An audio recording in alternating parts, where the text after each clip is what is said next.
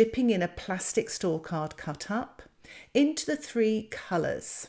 And I'm going to apply that now to the puddly paper. So it's the wet side first. I'm just moving my card along, allowing it to sort of catch the water and run. And I'm tilting now, allowing the paint to run up. It's a great way of mixing colours, and they kind of really work together. I thought it'd be really fun to use the gold as well. It is very much like raw sienna, but it's got a little bit of a shimmer. So I'm applying a little bit more of the paint. Again, the 3 colours applied to the plastic card.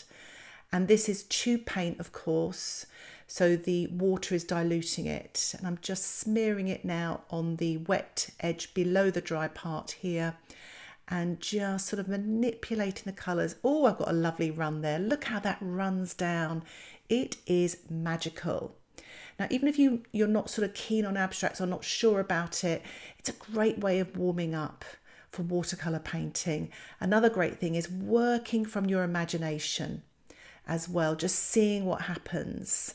So I'm not sure I'm going here. I like a horizon, and sort of divide my painting up into thirds, either have a high horizon or a low. I've got this just off the centre though, so it's sort of a medium horizon.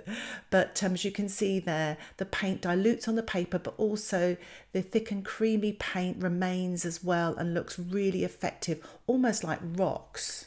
So I'm applying a little bit more paint here at the horizon, and you can sort of vary your colours. You can just sort of get a little bit, maybe the Piemontite red or whatever red you're using, and a yellow, and just sort of blend that in there, just sort of gliding the card along with the tube paint attached. And I just do that by dipping my card into the paint.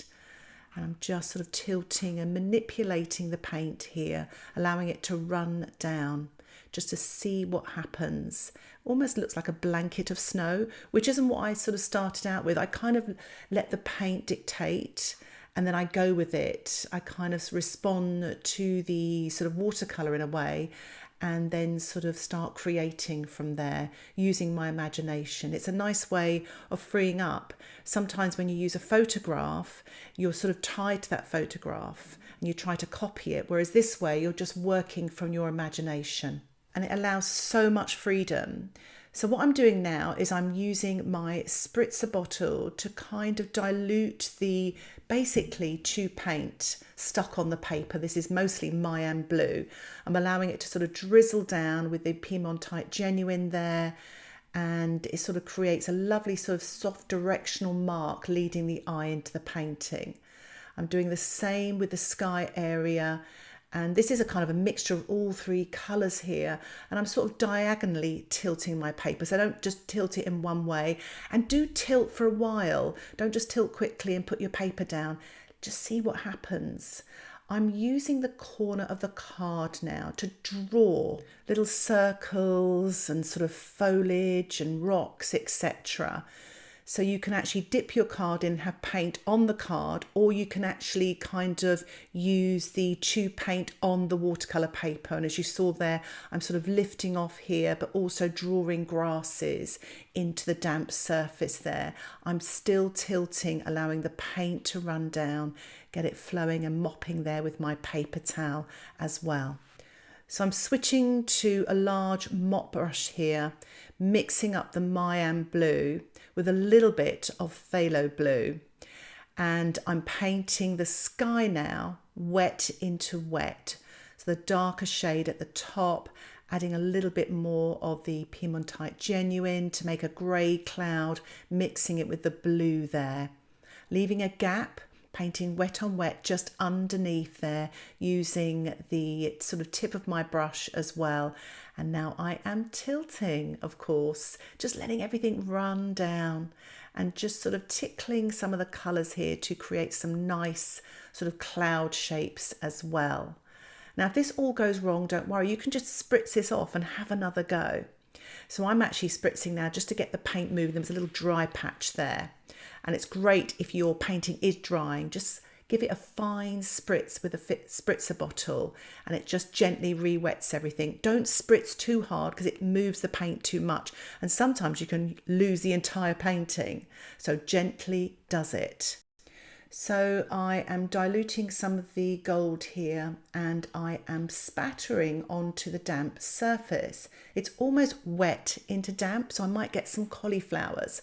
I've mixed up a little bit of the red with a pinch of blue to get a darker brown, and I'm spattering that as well and just darkening the colour, adding more blue.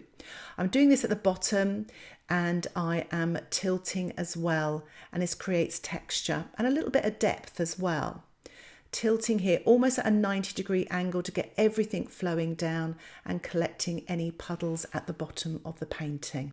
So tilting the other way now, still getting everything moving in the sky. Watercolour, if you really wet it, takes a long time to dry, so you can still get things moving. And I'm just sort of tilting to the side here. I've rinsed my brush off there, and I'm just taking the excess paint or water off on the paper towel, just collecting the puddle on the edge and softening some of the sharp edges there as well on the horizon.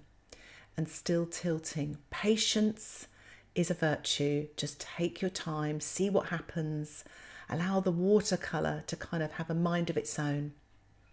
So what I'm doing now is going back in with the card, a little bit of the dark colour there, the red and the blue, and I'm just sort of adding some dark tree trunks and branches here in the distance. And you can scratch into the paper as well. Remember, this is permanent. What happens is you sort of scratch into the paper, and then the paint runs into the scratch to create a dark thin mark, which is really effective. But you may want to practice that technique. But I'm just sort of varying marks here, pulling out some grasses and just building up the detail. And it's kind of like, as I was saying, it does look like a blanket of snow, a wintry scene there. I like the shimmer of the gold as well in the foreground. It really creates depth in the painting, having that sort of shimmer and detail.